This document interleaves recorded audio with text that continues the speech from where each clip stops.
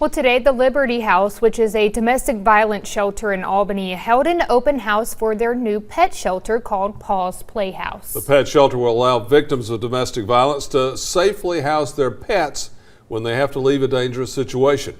WLB News 10's Madison Foglio shows us what Paws Playhouse has to offer and how it will help more victims to come forward. 2, 1.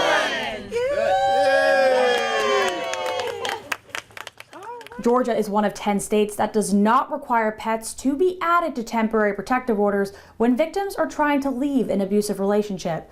And with the addition of pet shelters like Paws Playhouse at the Liberty House of Albany, survivors now have the ability to bring their companion with them.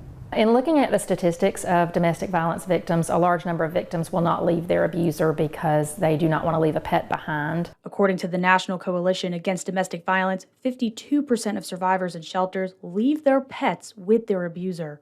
It's one of the reasons why Diane Rogers, the executive director of the Liberty House of Albany, sought to create Paws Playhouse. Having this pet shelter will remove that barrier for anybody that has a pet, and if they make that phone call to our crisis line and say, I need to get out, they will have a resource to come to with their animal. The pet shelter has 3 separate suites, so they can have up to 3 families who have pets, and it's able to house any domesticated animal.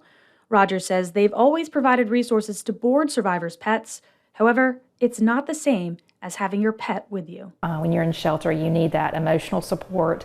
You need to have your pet with you. It's automatic, is it okay for me to bring my pet? They really get the sense that it's going to be okay, or that what's important to them can also be protected. To learn more about what resources Liberty House of Albany has to offer, you can visit our website at WALB.com. Madison Foglio, WALB, your hometown news source. An Atlanta News First reporter and photographer were preparing